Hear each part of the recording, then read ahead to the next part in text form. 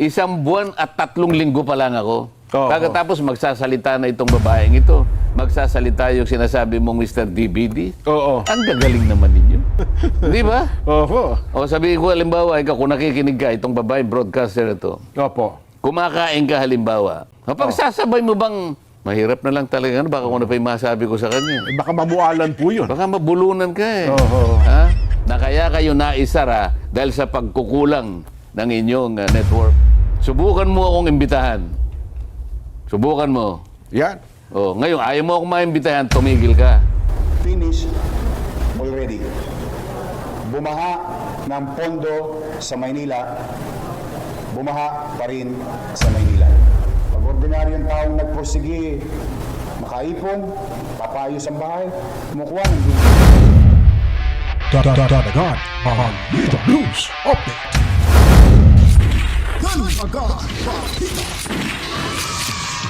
Well, welcome back mga kabitan. Magandang buwan. Nagbabalik na naman ho tayo dito ho sa ating munting bahay. Danagan Balita Reaction Video News Update. Ngayon po ay ating pag-uusapan mga kabitan itong mga kaganapan ho sa ating lipunan.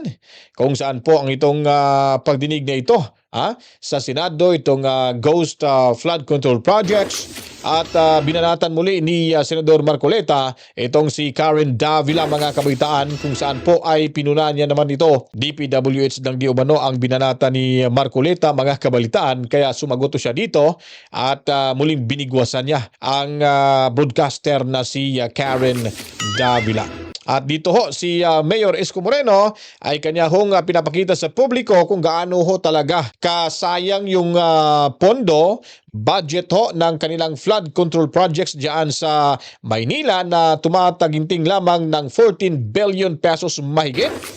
Simula ho 2022 hanggang 2025 or taong kasalukuyan mga kabaitaan. Ang tanong ni Mayor Isko Moreno, napakalaki yung pondo para ho sa flood control projects.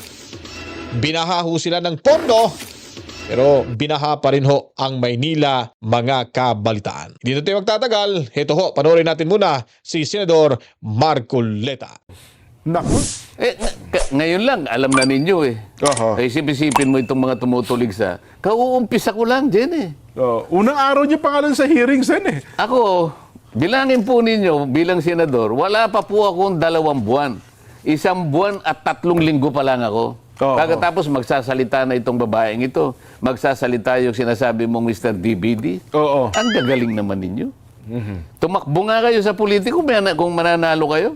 Eh kasi para bagang pagka sinabi nila, parang obligasyon niyo pang sundin, Sen. Parang para bagang pag ano kung ano sabihin nila, yun ang susundin. At saka yung Mali parang eh. napakatalino. Okay lang sa akin. Yung matalino kayo, walang problema sa atin. Yung magpakatalino kayo. Ay, gusto nilang gano'n, di okay lang. Pero kung halimbawa gagamitin ninyo sa paraan na hindi man kayo nakakatulong eh. Di Opo. ba? Nagkukunwari lang kayo na matalino. Ang dami yung naililigaw eh. Oho. Sip-sip sasabihin niya, bakit kanya palaging binabanatan ka mga DPD? Bakit mapagsasabay mo ba lahat? Di ba? Oho. O sabihin ko halimbawa, ikaw kung nakikinig ka, itong babae broadcaster ito, Opo. kumakain ka halimbawa, mapagsasabay mo bang, mahirap na lang talaga, ano, baka kung ano pa yung masabi ko sa kanya. Eh, baka mabualan po yun. Baka mabulunan ka eh. Oho. Ha? Kanya-kanya tayong ano eh, di ba? Oho. Ako nasasabi ko lang ito, para lang maituwid sila. Baka sakali, kasi ako naniniwala, may isip naman sila. Wag na kayong magpakadalubhasa sa puro ganyan na lang. Oho, tama. Hindi na rin kayo tatanggapin tingnan natin to. Magano na kayo ng mga ilang panahon lang. Oho. Wala nang maniniwala sa inyo. Naku. Eh, alam naman yung pinanggagalingan nila eh. Hanggang ngayon, yung naisara na prangkisa, doon lang sila tumitira. Yun na nga po. Hanggang ngayon, hindi nila makita ang katwiran na kaya kayo naisara dahil sa pagkukulang ng inyong network. Oho. Kaya tanggapin ninyo kaya hindi, bahala kayo sa buhay nyo. Oo. Pero nasa record yan. Yung pagkukulang ng may-ari. Nagkulang kayo. O ayaw nyong aminin. Oo. O. Pagkatapos ngayon eh, salita ng salita na akala mo totoo ang mga pinagsasabi. Akala mo ang galing eh. Oho. Subukan mo akong imbitahan. Subukan mo. Yan. O, ngayon, ayaw mo akong maimbitahan, tumigil ka. Yun lang. Yun na nga. Ay, nako. Di, paalam na rin natin sa kanila, Jen, na sa Opo. September 1, yung susunod na hearing ng Blue Ribbon Committee. September 1 ho ba? Oo. Ayun. Para makasubaybay sila. Opo, yan. At sumubaybay na rin itong broadcaster na babae. Oho. Kilala mo yan eh, di Ay, ba? kilala ko po yan. Oh, na talagang... Akala mo napakarunong mag-English eh, no? Anyway, Sen, nabanggit ko yung Tuba Benguet no isang Biyernes, weekends, Sen. Sa Baguio. Opo. Nandun po ang Pangulong Bongbong at napunan niya. Nasa dyaryo ngayon. Ayan, opo, viral po ngayon. Ang isang proyekto daw po sa lugar na yon, yung Tuba Benguet, ay useless, walang pakinabang. At pinuntahan pa po niya, nagkataon naman, nakasama rin po niya ang Pangulong Bongbong. Ito pong rock net shed at saka rock netting, ginastusan daw po ng 260 million pesos na hanggang ngayon hindi ho napapakinabangan. Sen? Oh. Paano mo pakikinabangan ng structure na yan? Mulat-mula pa.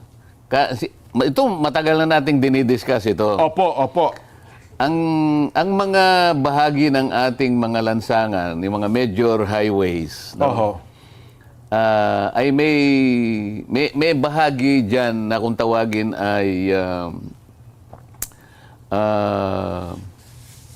asset preservation program. Asset Preservation Program. Okay. Lalo na sa mga bahagi na lugar na kung saan ay malimit yung landslide. Meron palang ganun. Ayan, Opo. kaya yung dadaanan Mga rockfall, mga ganun. Opo. dadaanan ay mga bangin na ganyan. Opo, Kinakailangan talaga yung kanilang kinasasadlakan,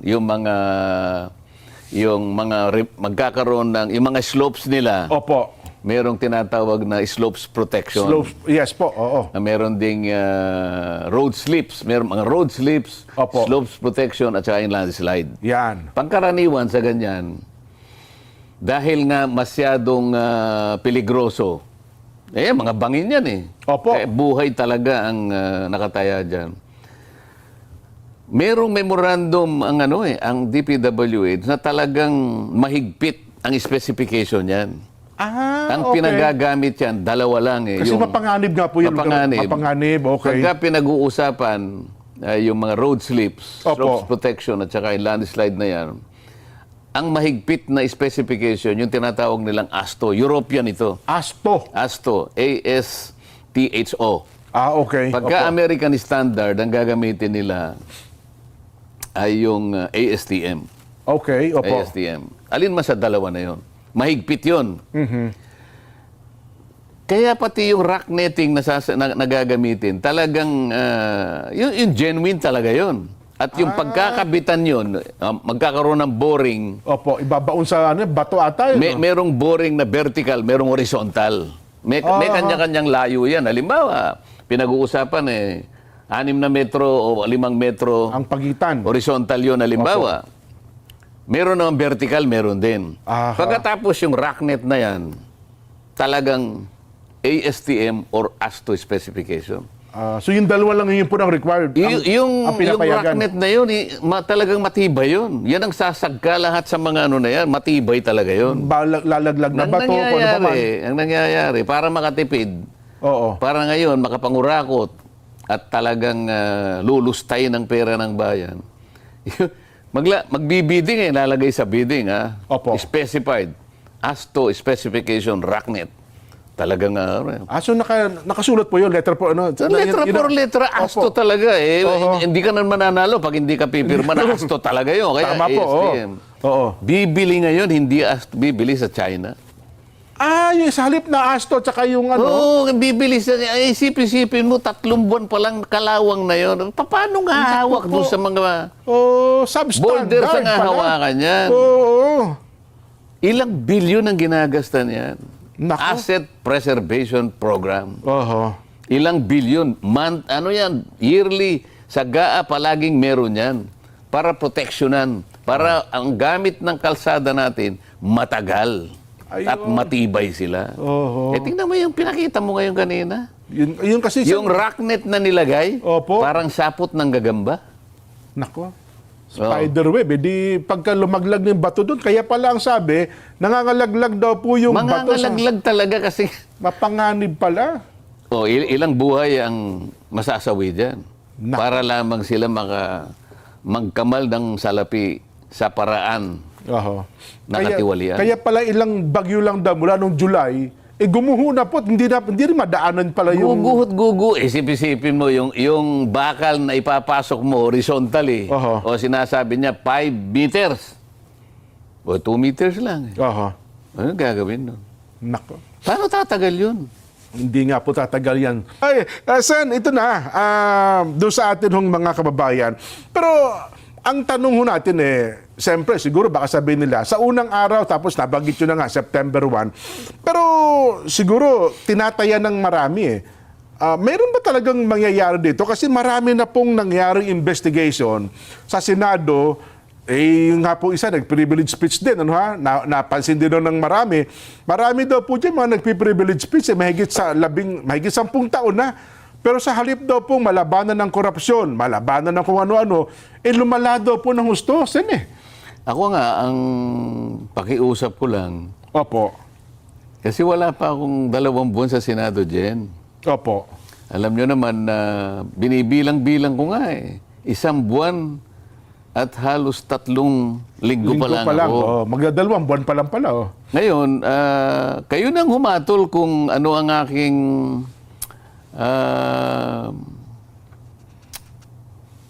paano ba natin?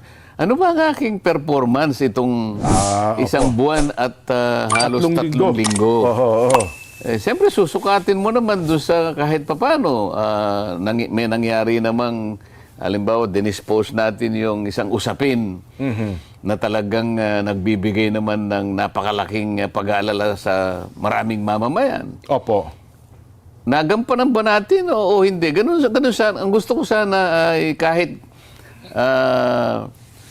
makita man lang nila ang ating performance. Kung sakasakali na katanggap-tanggap sa kanila, nasa kanila yun. Kung sakaling short naman tayo sa kanilang expectation, ako po kasi kararating ko lang di ba? Sabi nga sa'yo, neophyte pa lang daw po kayo, di ba? Sabi nga nung isang babaeng nagpapakadalubhasa sa kanyang Magbo-broadcast. pagbo-broadcast, talagang kulang na lang na ano magagawa kanyan? Oho. Di ba? Ayoko naman pong sabihin sa inyo na marami pong magagawa. Gusto ko lamang po sana pagtiyagaan ninyo na tingnan po ninyo kung paano po natin itataguyod ang ating pananagutan. Hanggang sa kaya po natin. Lumawak na lumawak yung problema sa Kasi ito, lumalabas ngayon sa social media. Una, sa COA pala, meron palang isang mataas na opisyal ng COA dyan, ang kanyang mahal sa buhay ay kontraktor. Tapos yung mga nagbibigay ng lisensya sa mga contractors, yung po miyembro yung PICAB, ang taga-taga, Philippine Contractors Board, mataas na opisyal din po nila. Ayaw kong husgahan yung mga bagay na yon kasi kung halimbawa yung contractor na yon hindi naman kasama dun sa mga flood control projects na ngayon ay nauusisa natin na multo lang. Opo. O kaya ang pagkakagawa ay talaga namang walang kakwenta-kwenta. O baka naman ito wala namang nagawang ganon. Okay. Bagamat sa iba sigurong banda, maaring mapuna din siya sapagkat wala naman sigurong kasalanan dahil sa mag-asawa siya siguro kontraktor na yung asawa niya. Wala namang magagawa, no? Di ba? At kung wala naman siya sa posisyon, kahit na siya ay taga-COA, kung hindi naman siya direktang nakikialam dun sa pagbibigay ng audit doon sa nagagawa ng mga contractors. Kailangan makita natin lahat yun Opo. Kaya ayoko munang husgahan hanggat hindi natin nakita yung kabuuan ng mga pangyayari. Di ba? Bagay kasi ngayon sa social media, ang bilis ng laging iniuugnay tinatagni-tagni po nila na parang bagay na ipipinta ngayon sa isip ng tao. Okay, tama po kayo bilang isang abogado. Hindi mo naman pwedeng magkamag-anak itong dalawang ito, isangkot na nga sa katiwalian. Ang magiging sukatan lamang dyan, katapos-tapusan dyan, pag nakita mo talagang merong conflict of interest. Ayun, opo. Dyan masusuyod mo talaga yon. Sa ngayon, hindi ko pa makikita yan kinakailangan ay masusing pag-iimbestiga talaga. Opo. Para makita natin na incompatible talaga yung posisyon mo, Oho. ay lilitaw talaga yon. At wala naman tayong kikilingan sa bagay na yan.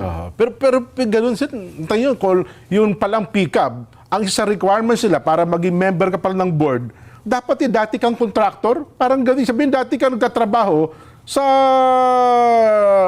ganitong negosyo para maging board ka ng pick-up. Pero hindi naman sinasabi na dapat ngayon contractor ka pa. Ayun lang. Makikita rin natin yun. Oo. O paano kung halimbawa board member ka na ng pickup pagkatapos contractor ka pa. Ayun. Sa ngayon lang, kahit hindi pa natin nakikita, maring may conflict of interest. Kasi Opo. pagka board member ka ng pickup, isa ka sa mga nag-i-screen ng mga nag-a-apply na lisensya. Oho. O kaya nagpapa-upgrade ng lisensya. Tama po. Halimbawa, ikaw AAA ka. Gusto mo ngayon magpa-upgrade na quadruple A. Ayan. Oo. Dadaan ka ngayon sa kanya. Tama po. Pwede ka niyang ipitin sapagkat Baka bakit kalaban ba? mo ito. Bakit ka pa mag-apply? Ako naman may lisensya, kontraktor, gamitin mo na. Baka ganun ang mangyari. Hindi ko sinasabing ganun. Mag-royalty ka na Kaya sa akin, lang, di ba? Yun, tama. Depende sa pagtatanong ngayon. Kapag nasagot mo ng mausay, baka patawarin kita. Pero kapag hindi ka nakasagot, Nako. problema mo yun. Oho. Sinasabi ko lang ang pwedeng daanan ng pagtatanong. Pero dito, Sen, sa flood control pa lamang, ako bilang nag-oobserba, parang napakalawak na, Sen. Siguro, doon naguhugot ang ilang mga broadcaster, ilang mga vloggers na kung flood control pa lamang ang pag-uusapan natin, baka maubos na agad ang termino ninyo, hindi pa natapos sa flood control issue, controversy. Meron akong pamamaraan at hindi ko muna sasabihin sa inyo. Ayun pala. Oho. Bakit? Tinangka ko bang gawin ito ng paganyan-ganyan lang? Oho. Ay, hindi ko muna sasabihin sa inyo. Kasi nasanay sila sa di ba? Pag ganyan, ginagawang series yung hearing. Ay, hindi ako ganon. Ayun, oho. Malalaman nila kung paano. Ayan. Kaya lang, pasensya na kayo, hindi ko muna sasabihin sa inyo. Tama po, Sa tama. September 1, malalaman ninyo. Second hearing pa lang yun, Sen. Oo, second hearing. Pero kahit malaman ninyo, Opo. lahat ng mga involved dito, wala na kayong magagawa kahit malaman pa nyo. Ayun. Pero ngayon, hindi ko muna sasabihin. Bagamat sinabi nyo sa akin, hindi ko na rin muna sasabihin, Sen. Wala naman ako sinabi sa iyo. Masaya po kaming nanonood. Nako, ang Kadong Dadas Kadong. Marami pong salamat. Nakasubaybay po at natutuwa daw po sila sa pagsubaybay Pero sa ang ating gusto ko palatutunan. mapansin ng Opo. ng mga sumusubaybay sa atin. Opo. Kahit na yung galit sa atin, sa akin, halimbawa, Ayan, oo, totoo, Sen. hindi man lang niya nakuhang kwentahin kasi. Oo nga naman. 1 month and 3 weeks pa lang yan eh. Ba't may kukumpara doon? Yung mga iba 3 dekada na dyan 4 na dekada na nga di ba? Yun na nga po. Oo. Pero, bakit sa ngayon nakikita ng mamamayan parang may tiwala sila. Kasi nakikita ko rin eh. Totoo po. At sa dami ng mga nagte-text sa akin dyan, hindi ko na kayang sagutin lahat eh. Na nagsasabi na ipagpatuloy mo ito, ganito. Alam mo na, isasagot ko na lang. Oho. Yung lalagyan ko na lang ng puso eh. Ng heart. Hindi ko kayang sagutin lahat eh. Opo. Ano ba yung heart? Di ba may heart? Heart, emoticons, tawag O, doon. ano tawag ron? Emoticons. O minsan naman merong isang parang nagtatawa siya. Ayoko naman Opo. gamitin yun. Baka akala niya pinagtatawanan ko yung ano niya. Kaya yung heart na lang. Opo. Sa dami kasi. So heart na heart. Ganun na lang. Baka pati galit sa inyo, naha-heart yun na rin, Sen. Hindi yun na napapansin siguro, sa dami niyan. Eh, hindi yung mga galit naman sa akin. Hindi naman sila sa akin. Nakikita opo. ko lang sa Oho. sa social media. Oho. Ang gusto kong mapansin nila, bakit kahit na bagito lang, kung ang pag-uusapan ay yung tagal o inilagi ko nga, hindi pa nag-iinit ang upuan ko eh. Oho. Pero yung kanilang pagtitiwala nandun yun. Totoo po. Ngayon, ang gusto kong mapansin nila, bakit ganun? Oho. Saan ba galing ito? Hindi ba? Ang uso na nga ngayon, Sen, ngayon magsumbong kay Marcoleta, hindi na yung kasama niya sa Hindi, Senado. huwag mong nilalayo ang usapan. Ang sinasabi ko, Opo. ano bang patakaran ng taong ito? Okay. Ano ang pinagmulan nito? Anong paniniwala ba ng taong ito? Yan. Gusto ko yun ang mapansin nila. Oho. Hindi ba? Kasi sa atin, Sen, alam mo, naintindihan ko kayo sa bagay na yan, meron tayong aral. Meron akong iniingatan. Yan. Yun ang gusto kong Opo. makita nila. Oho. At yun ang gusto kong maibunyag. Oho. Kaya maaaring magtataka kayo kung ano yung pinagsasabi ko ngayon. Pero sa susunod na mga araw, maiintindihan ninyo to. Opo. Saan ako nang gagaling? Oho. Ngayon po, Sen, patangutango ang Kadong Dades. Tama po kayo. Ang Joel Mangandi, patangutango rin. Naintindihan po nila kayo. At kami, Sen, ano? Baka itong naman natutulog kaya tatangutango. Hindi po. Talagang tama po kayo. Yan ang talagang dapat. Ano bang anong gusto kong mapansin nila? Oho. Di ba? Yan. Dapat lang pansinin nila. Ayun. Kami, Sen, napapansin namin. Kasi, kumbaga, Pero itong broadcaster na ito, wala namang aral na tinanggap yun, Sen, eh. Wala hong Alam aral mo, hindi ako nagagalit sa kanya. Opo. Nauulit-ulit ko lang. Naawa ako sa kanya. Sa totoo lang. Oho. Gusto ko magbago siya ng... Malay mo, baka makapagbago. Pero gusto ko rin ibalita sa inyo, Sen, marami din po, may mga pumupuna sa inyo dati, lalo yung mga vloggers ngayon, na dati ay disgusto kayo. Ngayon po, sa totoo lang, nare-realize din nila, mukhang mas tama pa itong sinasabi ng Senator Marcoleta. Totoo ka dyan. Opo, oho. May nakita ko rito. Opo. Ako din nagtaka eh. Hindi rin ako paniwala. Baka mamaya may nagsabi lang sa kanya, wag na. Opo. Wag ka nang magano, ganyan-ganyan. Ewan ko kung paano nangyari. Talagang 360 degrees ang pagbabalik Nag-iba ng pananaw. Kita nyo na? Akalain minumura niya ako. Ayaw ko nang banggitin ang pangalan niya. Opo. Minumura niya ako. Hindi naman ako kumikibuna kasi sa akin wala yun eh. Opo, oho. Yung una pa niya salita, talagang mura talaga. Hindi na makabalat sibuyas, Meron pa siyang sinabing, hindi niyo ba alam na yung Marcoleta na yan, yan ang talagang nagbebenta ng droga sa kanilang komunidad. Yan ang kanyang ikinabubuhay, sabi niya. Minsan, Grabe. gusto ko na lang matawa sa, sino kayang inutil na tao ang maniniwala dito? Kasi Grabe. kaya ang nangyari, imbes na magalit ako, alam ko may mga taong wala rin siyang mapapaniwala eh. Totoo po, Tapos totoo. kung murahin niya ako talagang, Oho. dire-dire. Sagad hanggang buto, ikaw nga. Akalain mong meron ako napanood. Oho. Noong umpisa, nakikinig lang ako eh. Oo. Tapos bigla siyang pumihit. Alam mo kanya, si Senador Dante Marcoleta, medyo, ba't hindi ka magtataka eh? Tinawag niya ako senador eh. Dati, yung walang, gano'n eh, yung Opo. Marcoleta. Grabe yan, oho. Binanggit niya yung pangalan ko, senador.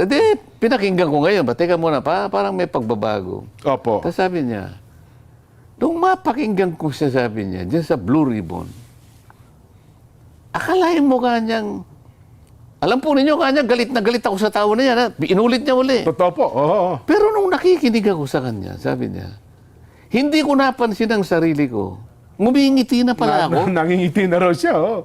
Walang iniwan kanya sa, nanunod ka kanya ng sayawan. Sa napakagaling niyang sumayaw, nakikita mo, Napatisay, napapasayaw na rin. napapasayaw ka na rin. Oho. Hindi naman pala ganun ang taong ito, sabi niya. Oho, oho. Kaya lang, narinig ko lang yun. Hari naman ako nagsasabi na ng totoo ito. Totoo, yes. Bagamat para sa akin, wala rin yun sa akin. Eh.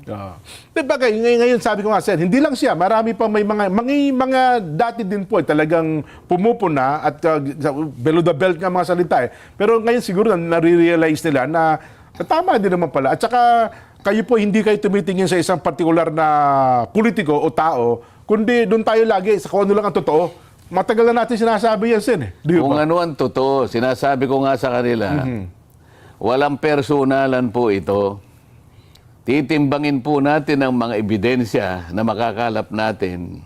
Maraming uri ang ebidensya dyan eh. Totoo po. May dokumento, may testimonial, di ba? May object evidence.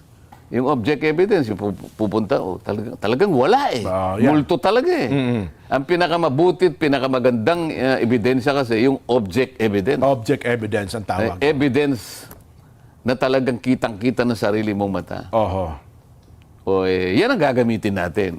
So wala tayong personalan. Kung walang ebidensya laban sa'yo, ay diligtas ka. Diba? Tama po. Ngayon, kung may ebidensya laban sa'yo, depende kung gaano karaming ebidensya, Gaano kabigat? Opo. doon pupunta kung gaano pananagutan mo. Yeah. Depende sa ebidensya. Malinaw naman yun eh. Di ba? Totoo po. At yan naman talagang dapat na umiral, Sen. Ano, ha? Oo. Basa pa po ako ng mga reaction. May kinalaman sa ating Vox Populi. Meron po. Meron po. Pero naniniwala ako may mga leader po tayo ngayon tulad ng bagong halal na senador. So ayun po mga kabaitan, no? Talagang binalikan ho ni Senador Marcoleta itong si Karen Davila mga kabaitan dahil nga po sa pamumuna ho nito sa kanya mga kabalitaan. At sigurado ho ay itong si Karen Davila pag nakita at napanood niya ho ang episode na ito ay manlalaki lalo ho yung mga mata nito mga kabaitaan. Kasi pinatulan ho siya dito ni Senador Marcoleta dahil nga po sa kanyang baluktot na paniniwala ho laban kay Senador Marcoleta. At panliliit ho nito mga kabalitaan. Nagiging bully ho dito si Karen Davila. Kaya muli niyang binalikan mga kabalitaan dahil nung unang hearing ay baka siguro napanood ni Senador Marcoleta na binanatan ho muli siya dito ni Karen Davila. Kaya nag-react ko siya dito, sumagot ho siya dito at ang sabi niya na subukan mo kayang interviewin mo naman ako. Oh. So, ang tanong ho dyan, kakagat ba si Karen Davila at iimbitahin ba itong si Senador Marcoleta para ho sa kanyang programa mga kabalitaan? Binanatan, binigwasan muli.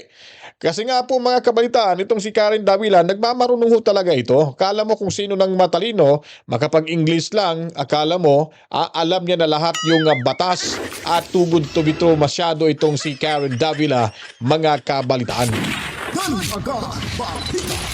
Ngayon po, sisilipin muna natin itong si Mayor Isko Moreno dahil meron ho siya itong patutsada mga kabalitaan at kanya hong inilabas ho ngayon patungkol ho ito sa bilyon-bilyon na flood control project sa Kamaynilaan mga kabalitaan. At ayon pa dito, kumpleto na ang proyektong ito pero ang tanong, makikita ba? Mahagilap ba ho dyan sa Kamaynilaan? At meron pa daw ongoing flood control projects dyan pa rin sa Maynila na parang abot yata sa mahigit 100 proyektong flood control projects mga kabalitaan. Para ho mas malaman pa rin natin yung karagdagang impormasyon na ito, heto po si Mayor Isko Moreno. City of Manila 2022, 2023, 2024, and 2025, amounting to more or less 14 billion done in Manila. So most of it finished already. Bumaha ng pondo sa Maynila, bumaha pa rin sa Maynila. Now, itong lahat ng ito ay walang permit sa lungsod. Yes, we are investigating them, and they are also being investigated by the Office of the President. But that is the thing of the past.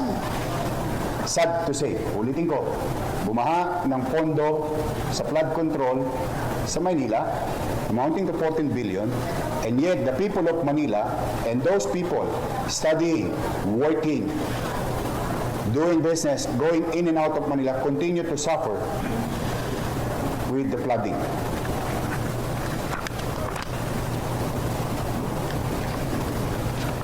Gusto niyo malaman per district? Per district?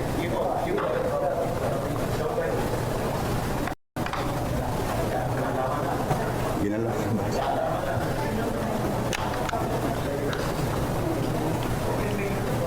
District 1, 3.4 billion. District 2, 2 billion and 59 million. District 3, 4.2 billion. District 4, 1.3 billion. District 5, 1.1 billion. District 6, 2 billion and 60 million. Total of 14 billion, 313 million, 132,309 pesos and 12 centavos from project allocation for the year 2022, 2023, 2024, and 2025. At malamang sa hindi,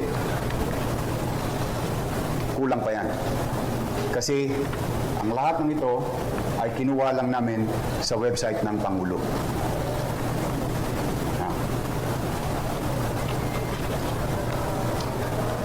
Yun ay nakaraan.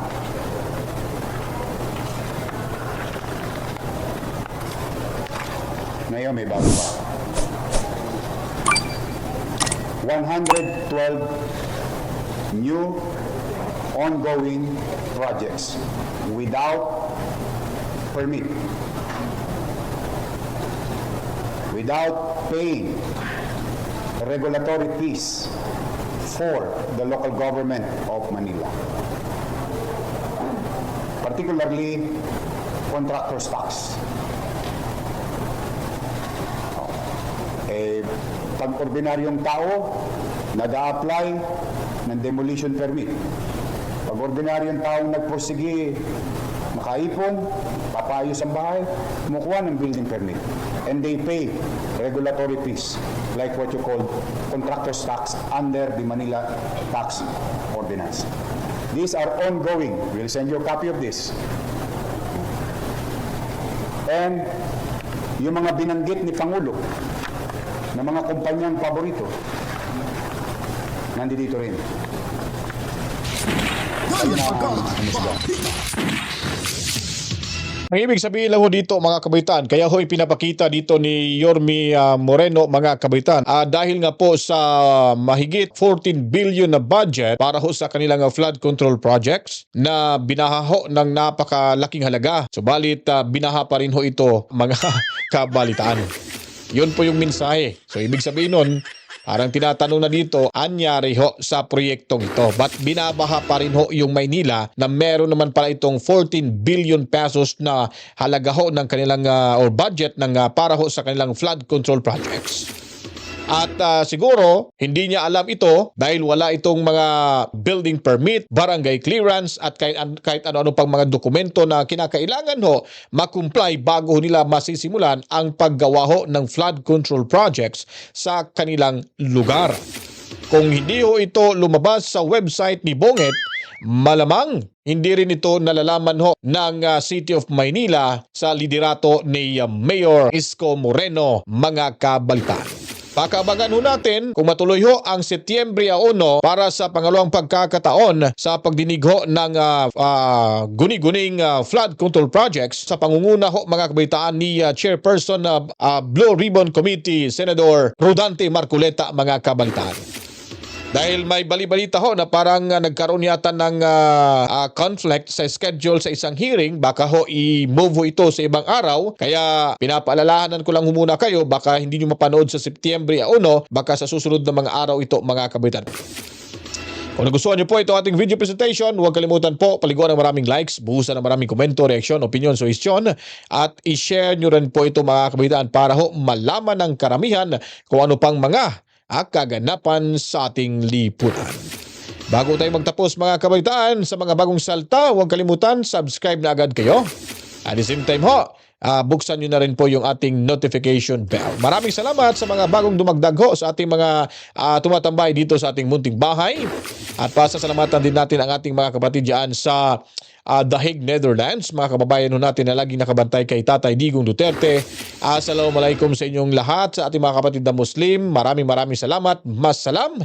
And then of course, ating mga kapatid dyan sa ibayong dagat, yung mga seafarers ho natin. Mabuhay ho kayong lahat. At lagi ho nating sinasaladuhan ating mga makabagong bayanin ng ating bansa, ang overseas Filipino workers. Mabuhay ho kayo mga kabaitaan. Luzon, Kabisayan, ug Mindanao, saan mang lupalop ating mundo, basta may mga Pilipino, ang bahay na ito ay para kanatong tanan. To God be the glory, Mama, chip chip. Peace out. Agad Balita.